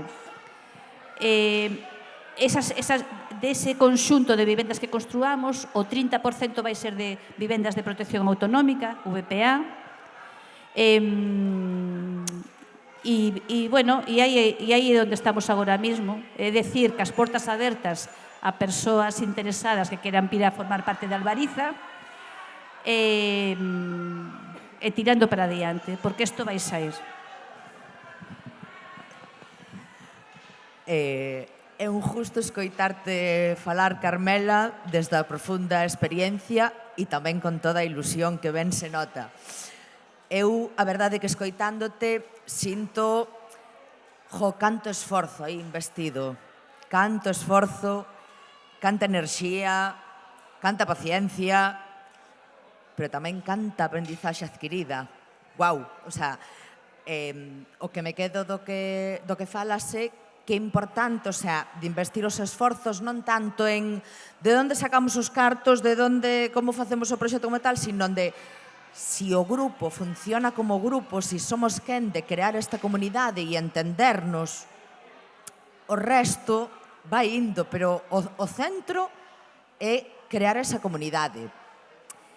E a seguinte pregunta que me pide é, pois, vos que xa destes todos estes pasos, que xa adquiristes, xa batestes contra estas pedras, xa vos destes conta da importancia disto, todas estas aprendizaxes que fostes adquirindo e que incluso implementastes, cos exemplos que poñías, pois isto, do consentimento, non do un voto unha persoa, estas cousas que implementastes serían, de alguna maneira, transferibles ou que, polo menos, grupos que quixeramos botar adiante un proxecto así, que puidéramos aprender de alguna maneira de, bueno, pois, esta foi a nosa experiencia, nós pasamos por isto e nós fixemos así. Vos con esta información, pois, irá, ide collendo que vos poida servir e o que non, pois teredes que inventalo, non? Isto, existe alguna maneira, eu quero decir, o mellor hai aquí alguén que está sentado e que di, pois, a ver, o que vos pasou a vos, a ver se nós podemos evitar esa pedra e xa atallala porque outras máis virán, non? Hai algunha maneira de que se poñan en contacto coa asociación para que transfirades, animalas a que organicen algún faladoiro no que poder preguntar máis polo miúdo todas estas cousiñas? Claro que hai maneira de... A ver, temos unha páxina web que se chama Albariza Colab, en vez de colaborativas todo inteiro, albarizacolab, acabado na b.gal, aí está o noso teléfono e están o enlace a nosas redes. Temos o Instagram tamén, onde nos podedes seguir, e temos, pois eso, que vos decía o teléfono, e o correo info@albarizacolab.gal tamén. Aí, en todo eso nos podedes atopar. E, por suposto, a ver, sempre que podemos, estamos abertas e encantadas, ademais, de participar en calquera faladoiro que se nos chame, que se nos pida. Eu creo que hasta ahora sempre dixemos que sí, me parece. O sea que sí, encantadas, tanto si é a nivel de grupo organizado como si é a nivel de grupo pequeno tomándonos un café, sempre dispoñibles. E se, por exemplo, eu que estou por cerca... vos quero coñecer, que teño que facer? Pois tes que ou escribirnos un correo info@albarizacolab.gal ou chamarnos o teléfono que encontras aí tamén a nosa páxina albarizacolab, no, a ver se la digo bien, albarizacolab.gal, vale? Hai unha persona que todos os días diariamente mira ese correo xustamente para poder contestar rapidamente as persoas que queren contactar con nós. Así que anímate. Nada, simplemente mandarvos un correo electrónico, interésame o vosso proxecto, gustaríame saber máis. Efectivamente. A entrada é, vale, primeiro vamos coñecernos, tomámonos un café, contámonos o que Tomámonos un café, efectivamente, contestamos as primeiras preguntas, as primeiras curiosidades que se teñan. Si despois de contestar esas primeiras preguntas o interese se mantén en querer coñecer máis, entonces hai un segundo paso que sería a través dunha enquisa e dunha entrevista personal con estas persoas que forman parte da comisión de acollida. Bueno, e aí se dá toda a información de unha forma moito máis pousada e se ofrece a posibilidade de participar en actividades xa da nosa vida ordinaria. Para ir creando xa, xestando Efectivamente. Son 6 meses... incorporando a xente á comunidade. Efectivamente, son 6 meses nos que esa persona ou esas persoas poden participar da nosa vida de forma normal, con voz, sin voto, pero con voz sí, e desa maneira coñecernos de primeira man, ver como funcionamos e aportar. Non vos extrañade recibir un correo meu en breve. Moi ben. Estupendo. Moitísimas grazas, Carme. Temos tamén con nós a Margarida, de Outra Forma de Vivenda, que tamén están materializando unha iniciativa de vivenda colaborativa na Coruña, que ademais tivestes non hai moito unha moi boa nova, certo? Sí, certo. Bueno, antes de empezar, me permitides que vou aproveitar estes folletos que están aquí. Estamos en campaña de captación de socios, pero é que aparte, se colledes, hai unhas imaxes, e xa sabedes que a imaxe val máis que 1000 palabras, e é un pouco o proxecto no que estamos traballando, non? Bueno, en primeiro lugar, dar as gracias tanto ao Concello de Carballo como a Reas de darnos esta oportunidade, que sempre é importante porque somos conscientes de que parte do éxito deste proxecto e dos futuros é un pouco expandir a noticia e expandir a posibilidade e, como comentabas xus antes, que isto é posible. Pensamos que sí, si non nos pode dar un yullo. Bueno, a ver, conta ya a xente a grande noticia, que eu dixeno así, pero... Vale, sí, a eso vou. Bueno, non somos unha cooperativa sin ánimo de lucro e de vivenda colaborativa en cesión de uso, que empezamos a funcionar moito antes, unhos anos antes que Albariza. Nos empezamos a xuntarnos na Coruña no ano 2015. Éramos un grupo de persoas, non nos coñecíamos anteriormente, pero sí tiñamos dúas inquietudes fundamentais, penso eu. Unha era darlle unha alternativa á vivenda, pois persoas como a min que estábamos alugadas, que non fomos propietarias por distintas circunstancias e que estábamos metidos nun mercado que, como sabedes, é inestable e ten momentos de moita presión que afecta grandemente o que é a noso proxecto de vida, e persoas con necesidades de atopar tamén outra tipoloxía de vivenda que non é frecuente no mercado. Por exemplo, persoas con diversidade funcional, que se atopaban, en concreto estou pensando en dúas persoas que estaban vivindo nunha residencia que hai en Bergondo, para persoas con distintas capacidades funcionais e que querían ter unha vida independente, non? Entón, dese primeiro grupo, acompañado por unha serie de profesionais que neste momento siguen tamén dentro deste proxecto, pois empezamos un pouco a recoller información de que posibilidades podía haber. E nos topamos con a alternativa das vivendas en cesión de uso. Entón, bueno, empezamos a informarnos, fixemos unhas xornadas no ano 2016 no Concello da Coruña e a partir de aí empezamos un pouco a definir o modelo. Un pouco incluso tamén facer grupo, porque era unha aposta a xente que tiñamos unha serie de principios e de maneira de concebir a vida, pero que éramos absolutamente descoñecidos entre nós, non? Entón, bueno, fomos máis ou menos mirando que queríamos ser. E entón diseñamos o que podían ser os nosos principios, non? O primeiro que decidimos é que íbamos a ser un proxecto urbano, Coruña, e aí pois había persoas que preferían outro tipo de contorna para vivir, pero ao final maioritariamente pensamos que no Concello da Coruña. En segundo lugar, pular por un proxecto interxeneracional, é dicir, que houbera a presencia de todo abano de edades, non para un sector en concreto ou para unha edade en concreto.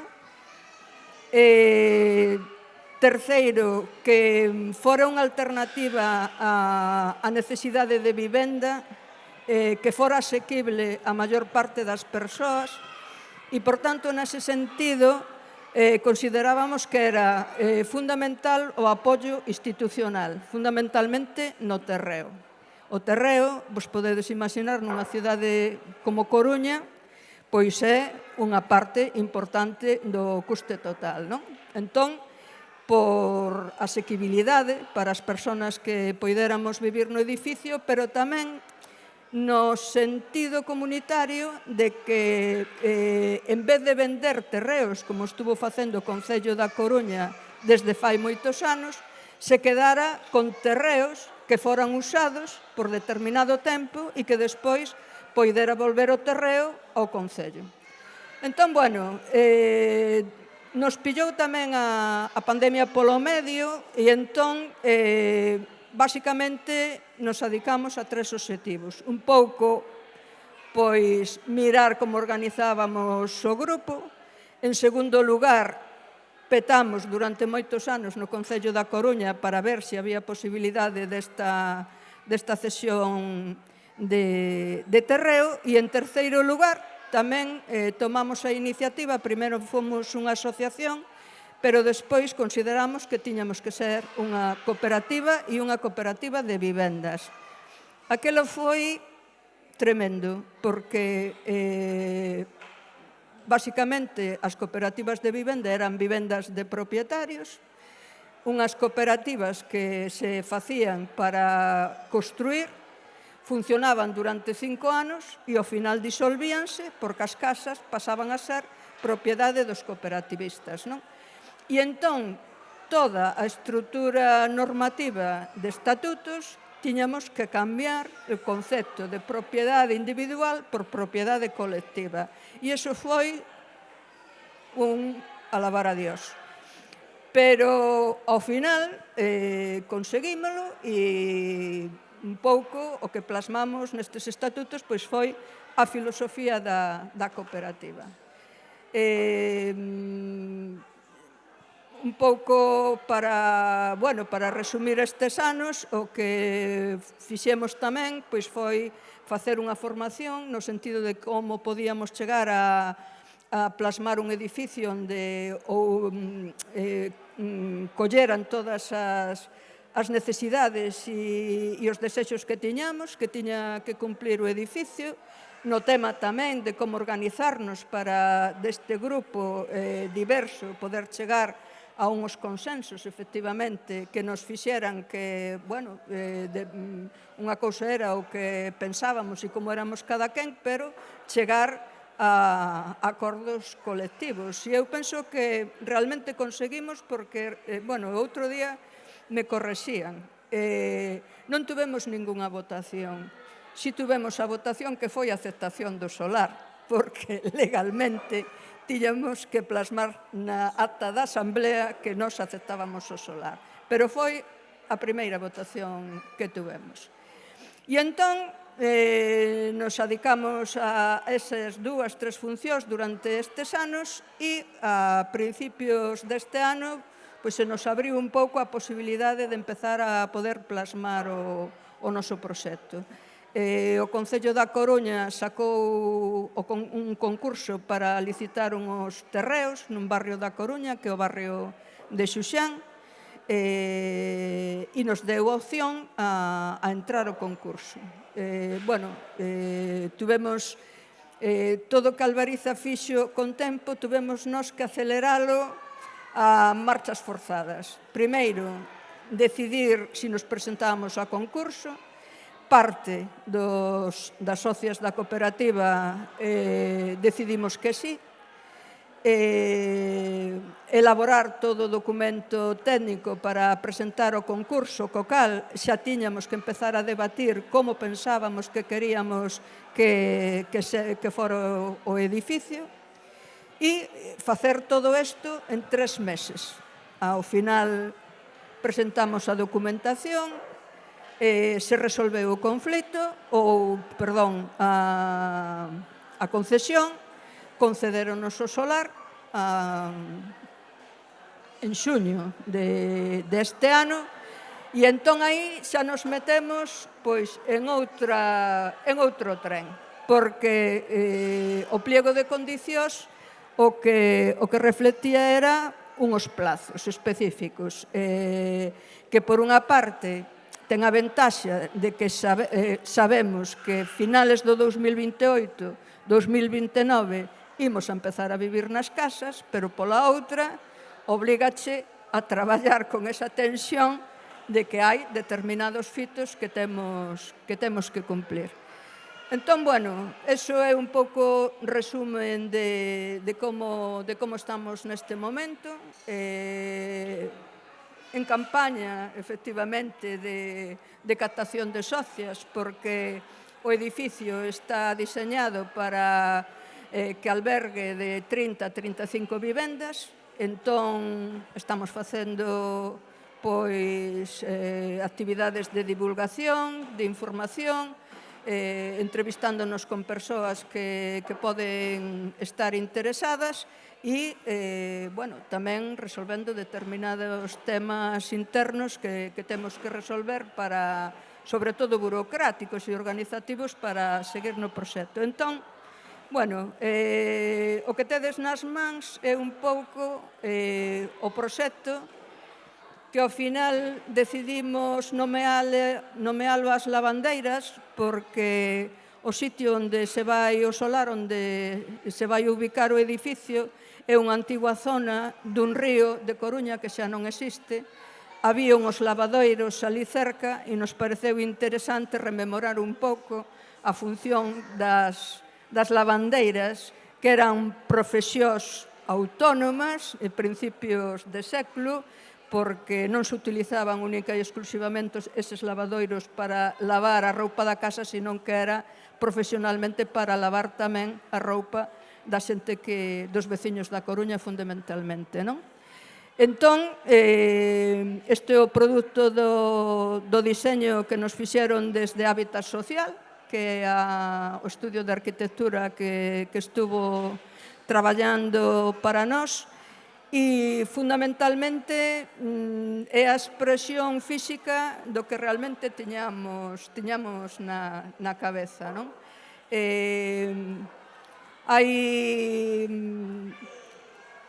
Fundamentalmente podemos diseñar nós que tipo de vivendas nos precisaríamos, é dicir, o edificio está plantexado de xeito que ten unha flexibilidade e se pode adaptar, hasta determinado punto, as necesidades que cada persona, cada unidade de convivencia vai ter.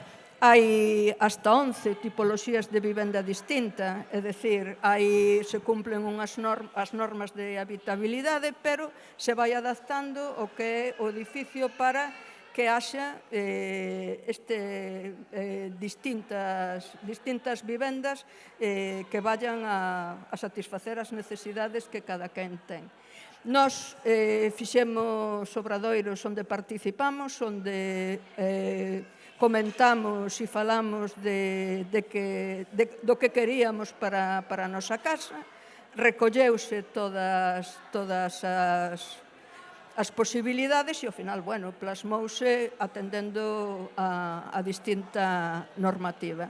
E despois tamén un debate que eu penso que foi interesante foi o de entre nós decidir que tipo de servicios podíamos facer en común. E de maneira que todas esas servicios que normalmente temos na casa, que ás veces non utilizamos máis que en determinadas épocas, por exemplo, pois ter un comedor para 20 personas cando ao mellor só utilizas 4 veces ao ano, pois temos un comedor dentro do edificio, unha sala que pode servir de comedor con unha cociña onde se pode facer calquer tipo de celebración ou de xuntanza entre nós, entre xente amiga, familiares, etc. Por tanto, bueno, pois na vivenda onde imos a vivir non necesitamos ese gran salón que podemos pois utilizar plenamente moi poucas veces ao ano. Ou de ter unha lavandería colectiva, ou de ter unha zona de tendido colectiva, a posibilidade de ter unha zona de traballo colectivo, unha biblioteca, é dicir, todos fomos poñendo máis ou menos o que nos, perdón, que me vou alonxando, o que poderíamos facer en común, non?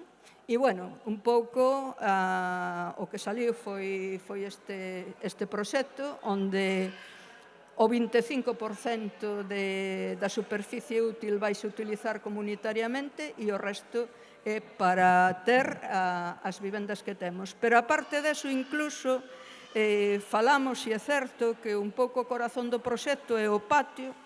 O edificio está tipificado urbanísticamente como mazá con patio, entón aproveitamos ese patio para que nos sirva de centro, onde ter todas as zonas comunitarias, pero tamén incluso o xeito de distribuir as vivendas fai que entremos por unha corrala antigua, de maneira que dá ao patio, de maneira que, bueno, xa desde que sales da casa, pos os pés en un sitio onde te podes atopar un veciño, falar, etc. non? Ou ter unha mesa con unha silla e tomar o café ali e estar ao tanto de quen pasa por ali e botar unha parrafada. É dicir, ese tipo de cousas que parecen simples, pero que fan que se vaya facendo unha comunidade onde todos nos coñezamos, todas nos podamos apoiar e non, bueno, pois estes edificios que temos neste momento onde sales a escaleira e prácticamente te tiras por ela porque xa non tes outro espacio por onde andar. É un edificio que cumple outro dos requisitos, que é cuidar ben o medio ambiente. Vai plantexado con unhas propostas para ser eficientes enerxéticamente e para utilizar enerxías que sexan renovables. E eu penso que fundamentalmente, bueno, é o de cumplir os 3 requisitos que nós pensábamos que eran fundamentales, non? Que era o de que poidera propiciar a vida comunitaria, que servira para que en distintos procesos da vida, para os que imos habitar, pois podamos utilizar as zonas comunitarias en distintos usos, dependendo do que se precise nese momento, o tema medioambiental e tamén o tema da asequibilidade económica, porque realmente, como decía Elena, construir non é barato, pero se lle sacas os extras, que é o de definir a vivenda como un ben financiero co que vas a especular e a sacarlle a maior rentabilidade ou non ánimo de lucro, co cal ningún de nós se vai a beneficiar máis que do uso da vivenda, pois fai que os prezos nos que se pode acceder a estas vivendas sexa moitísimo máis asequível. E despois, o tema do terreo, que non é baladí. Cifras exactas, o terreo que imos a utilizar está valorado en 3,5 millóns de euros, que sería o que teríamos que poñer ao principio, pero con o tema da cesión imos pagar 19.000 euros máis IBE cada ano, durante 50 anos. Pero viva a diferencia, porque neste momento as contas que temos votadas é que o proxecto sin o terreo vai nos salir en 6 millóns de euros. Co terreo serían 9 millóns de euros. Aí é a diferencia.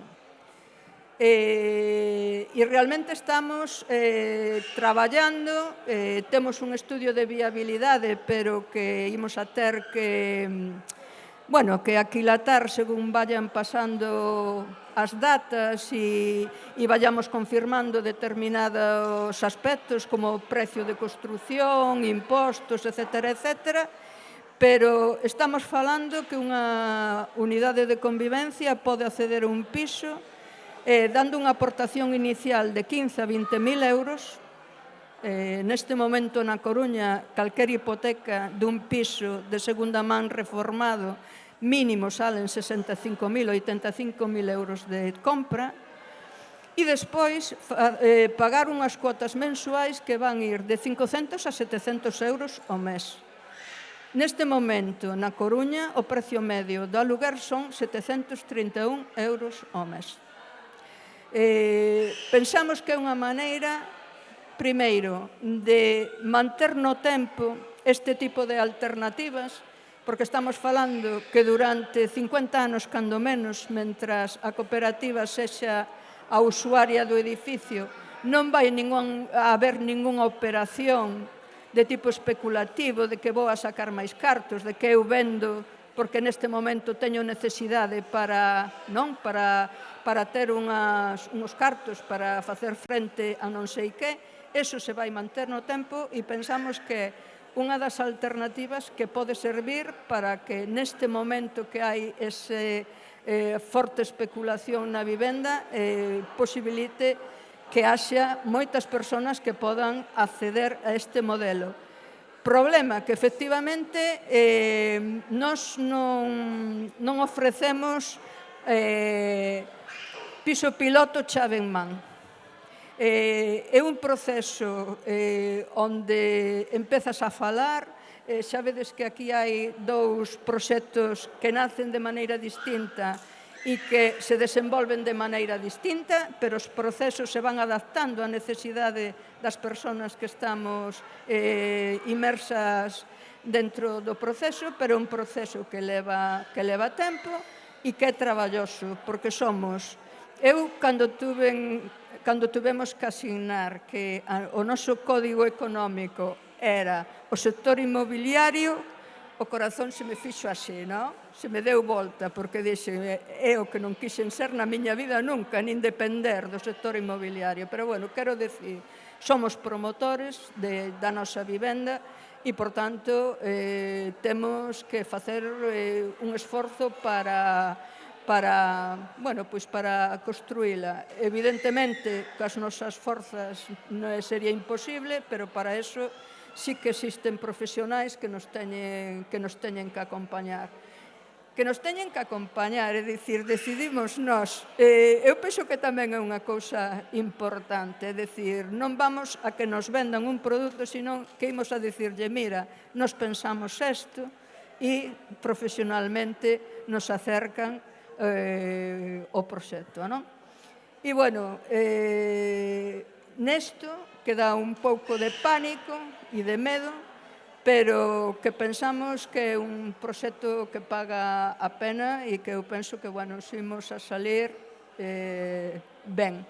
E que realmente que este tipo de proxectos se vayan consolidando e se vayan vendo é importante para que a xente tamén se anime a traballar neles. Dificultades, bueno, eu penso que non é porque este aquí o concelleiro, pero pareceme que os concellos si poden axudar neste tipo de proxectos nas competencias que teñan, E despois un pouco tamén ese tipo de mentalidade introducida a macho e martillo de que tes que ser propietario. Bueno, hai outras opcións a ser propietario, a estar enganchada a unha hipoteca durante 25, 30 anos da tua vida, e hai tamén posibilidade de non ter que estar pendente se o caseiro está de boas ou está de malas, quere sacar máis cartos, non quere sacar máis cartos, me perdona este ano no caso do aluguer, non? Por tanto, é a posibilidade de facer un proxecto de vida con unha estabilidade no físico, que é ter unha vivenda para desenvolvelo, que é básico para vivir ben, non? E, bueno, nesto estamos. Que importante, Margarida, isto que acabas de decir, que importante é termos referentes de xente que nos mostren outras maneiras de facer e, sobre todo, que nos acompañen nas dificultades, non? Pois eu agora podo coñecer estas outras maneiras de poder vivir e de poder crear unha comunidade vendo que é posible, e podemos ter referentes nos que acompañarnos nas dificultades. Eu agora, escoitándovos, Carmela, sei que é importante a xestión de grupos, é unha aprendizaxe que teño, entón, se nos animamos a facer isto, vamos a asesorarnos con albarices que xa pasaron por isto. Outra forma de vivenda, xa pasou por todas as burocracias, a vida así por haber, xa sabe como enseñar un edificio, que eu entendo, Margarida, que se eu me intereso en ir a outra forma de vivenda, que dá mal desmán, pero nunca se sabe, ides-me ofrecer un menú á carta de tedes esta tipoloxía de vivendas, cal é a casa data as túas necesidades. Ademais, vou ter unha churrasqueira, vou ter unha lavandería na que poder atoparme cas veciñas, vou ter unha biblioteca na miña... É unha microaldea, un microbarrio. Vou ter unha praza onde poder atoparme cas veciñas, chamar polas crianzas que van vir todas merendar a unha casa,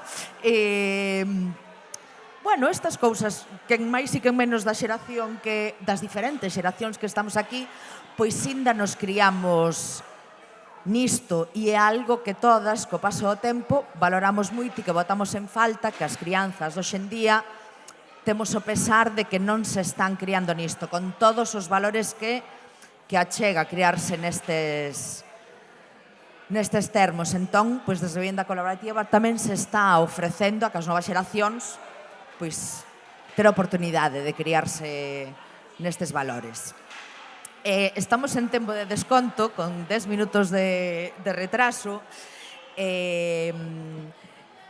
Sí que saliu aquí unha cousa importante que acaba de decir Margarida, de, bueno, aproveitando que temos, non é porque está aquí o concelleiro, pero, bueno, as administracións públicas tamén poden axudar. Sí que me gustaría lanzar así unha pregunta a todas e todos vós, de, que precisa Galiza para que a vivenda colaborativa sexa unha alternativa real e accesible, e que papel deben xogar as administracións públicas para poder conseguirlo? Como xa se nomeou aquí o tema dos concellos, os concellos o que necesitamos é seguridade xurídica. Vale, o concepto de cesión, concesión, cesión de uso, concesión administrativa, todo ese tipo, está moi asustado xurídicamente. Vale, entonces, unha administración pública local, que todo se ha dito, non ten competencias en vivenda, aínda que se están asumindo para a administración local, non ten competencias en vivenda. No caso, no que sale aquí, non, que eu creo que é o que máis pode interesar a estes dos casos reais, estas dúas cooperativas, que a cesión do solo necesita certos matices para levarse a cabo. Un deles é ceder un espacio público a unha entidade sen ánimo de lucro. Eso ten que ser así, pois se ten un ánimo de lucro, xa unha concesión administrativa, xa ten que sair a concurso, entonces pode participar unha cooperativa sin ánimo de lucro ou con ánimo de lucro. Aí xa temos un problema. E despois está o feito de facer unha cesión de uso, non sei se me equivoco, no caso da Coruña, se foi unha cesión directa ou tuve algún tipo de concurso, de licitación, foi por concurso. Bueno, entonces, eso é porque existe seguramente algunha outra cooperativa. Entonces, eso tamén dificulta moito o tema, porque o feito de licitar, de sacar a concurso, abre moitísimas portas, non? Eso é moi dificultoso. Eu comparo por de formación profesional, porque eu traballo nunha enxeñería, entón eu coñezo o concepto de comunidade enerxética, que ao final é unha cousa moi parecida. As comunidades enerxéticas, cando entra a participar unha administración pública, un concello, neste caso, ten esas dificultades da cesión das cubertas. Non estamos falando xa nin do sol, senón que estamos falando da cesión das cubertas. Eu aquí xa falo do descoñecemento. Si que quería lanzar unha pregunta, que duración ten esa cesión? Porque o que pasaría despois cando caduque esa cesión, que pasaría co edificio? Esa é unha pregunta dende a máis profunda ignorancia da vivenda colaborativa, non? Iso é unha pregunta.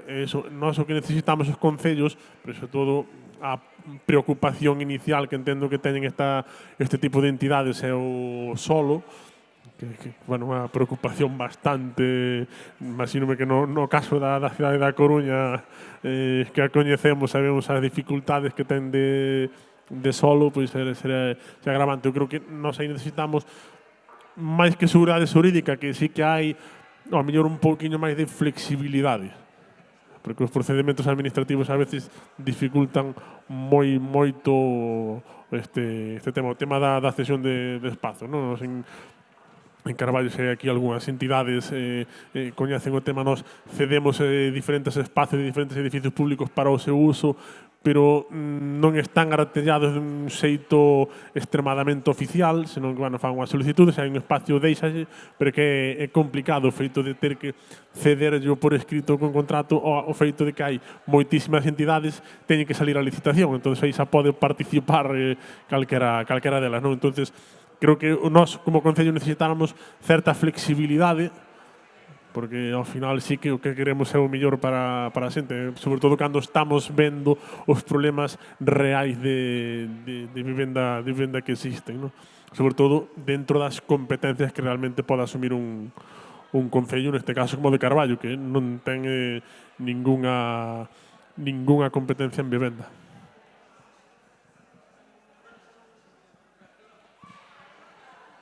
Mira, pola nosa experiencia,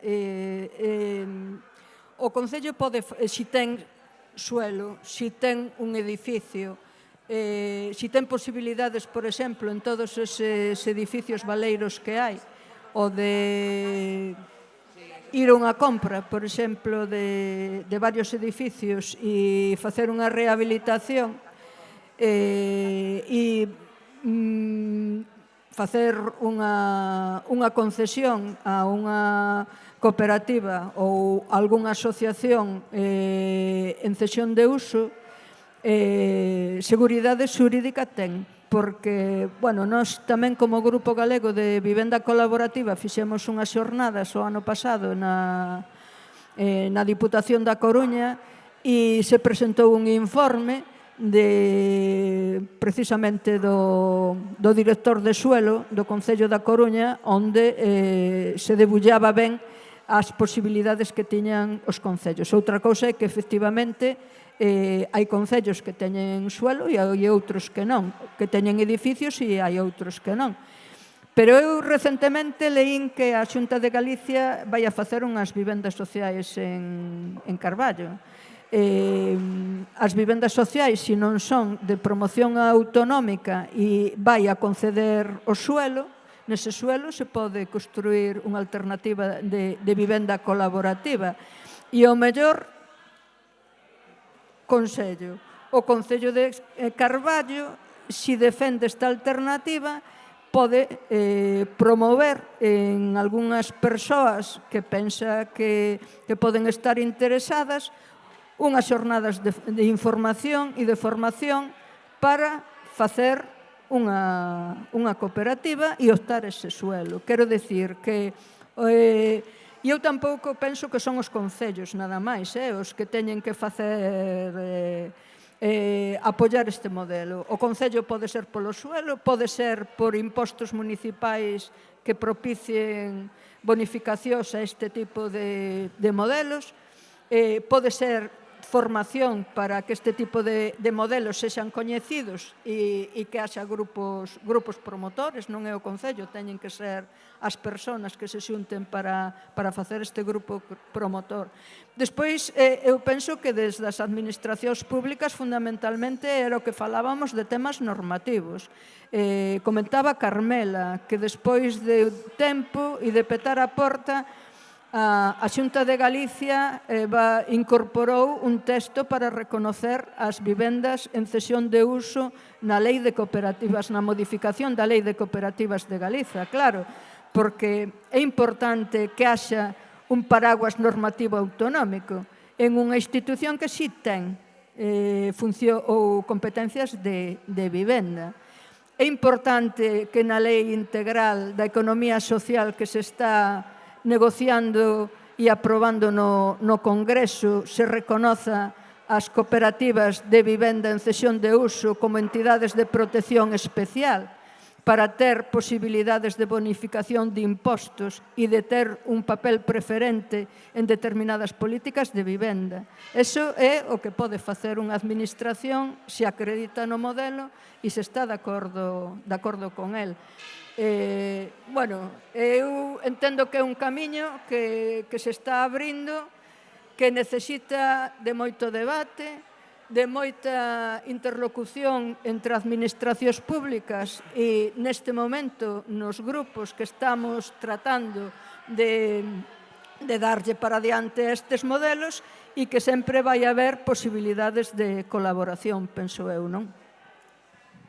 Tedes que disculpar, xentiña, pero temos aí un grupo de rapazada que ten mañá é día de jarabullos, é día de escola e está desexando escoitar a Seis Dedos que nos traen os seus títeres e as súas músicas co Galo Quirique e os seus amigos.